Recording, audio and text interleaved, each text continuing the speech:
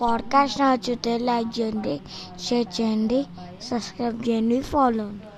Hello పిల్లలు, ఈరోజు నేను మీకు చెప్పబోయే కథలో చాలా ఇంట్రెస్టింగ్ విషయం ఉంటుంది.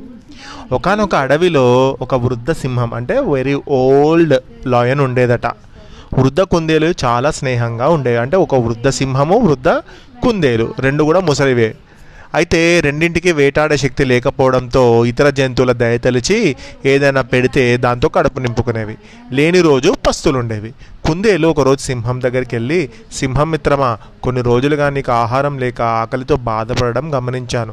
ఇప్పుడే నాకు ఒక కుందేలు దోసకాయ ఇచ్చి వెళ్ళింది, రా ఇద్దరం చెరిసగం తిందాము అంది. అప్పుడు వెంటనే సింహం, నా ప్రాణ స్నేహితుడివైన నువ్వు నన్ను ఇలా అడగడం తప్పనిపించలేదా? సింహం ఆకలితో చావడానికైనా సిద్ధపడుతుంది, కానీ ఇలా సాధు జంతువుగా మారదు అని నీకు తెలియదా? ఇంకోసారి ఇలా అడిగావంటే క్రూరంగా ప్రవర్తించవలసి వస్తుంది. ఇక్కడి నుంచి వెళ్ళు అని కోపంగా అంది.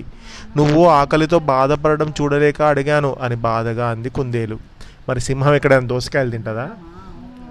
ఇంతలో చెట్టు వెనక పులి నిలబడి ఉండడం సింహం గమనించింది. వెంటనే తమాయించుకొని మెల్లిగా, సరే గాని కుందేలు మిత్రమా, నువ్వు ఇటువైపు వెళ్ళి పారిపో, అక్కడ చెట్టు వెనక పులి ఉంది, మనం మళ్ళీ కలుసుకుందాం. సింహం అలా అనగానే కుందేలు దోసకాయ నోట కరుచుకొని లేని శక్తిని కూడా తీసుకొని వేగంగా పారిపోయింది. అది చూసిన పులి కోపంగా సింహం ముందు నిలబడి, నేను కుందేలును చంపి తిందామని వచ్చాను, కానీ నువ్వు అంతా పాడు చేశావు. నువ్వు కుందేలుతో మాట్లాడడం కూడా విన్నాను. అంత ఆకలి ఉన్నవాడివి ఆ కుందేలుని చంపి తినవచ్చుగా అంది. అప్పుడు సింహం, కుందేలు నాకు ప్రాణ స్నేహితుడు. కుందేలుకు ఎదురు ప్రాణం ఇస్తాను, కానీ ప్రాణం తీయను. అంతటి రాక్షస గుణం నాలో లేదు అంది. వెంటనే పులి, అంత ఆకలితో బాధపడేదానివి ఆ కుందేలు తెచ్చిన దోసకాయలో సగం తిని ఆకలి తీర్చుకోవచ్చుగా. సింహం సాధు జంతువుగా మారదంటూ ప్రగల్భాలు పలకడం ఎందుకు అంది.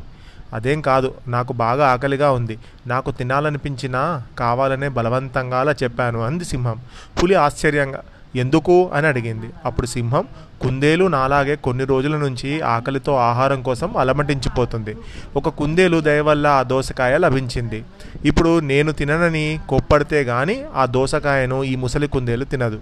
అది తింటే కుందేలు కొంతైనా తన ఆకలి తీర్చుకుంటుంది. అందుకే నేను తినను అన్నట్లు నటించాను అంది. విషయం తెలుసుకున్న పులి, మీ ఇద్దరిని చూస్తుంటే స్నేహం విలువేంటో అర్థమైంది నాకు.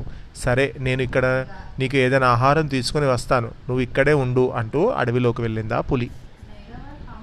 అంటే స్నేహం కోసము వాళ్ళ స్నేహితం అంటే వాళ్ళిద్దరు ఎంత మంచి ఫ్రెండ్స్ అనేటువంటిది ఆ పులికి అర్థం చేసుకొని, ఫ్రెండ్స్కి మనం ఎప్పుడు కూడా అపకారం తలపెట్టవద్దు, వీలైతే మనం ఉపకారం మాత్రమే చేయాలి అనేది ఈ కథ ద్వారా తెలిసేటువంటి నీతి.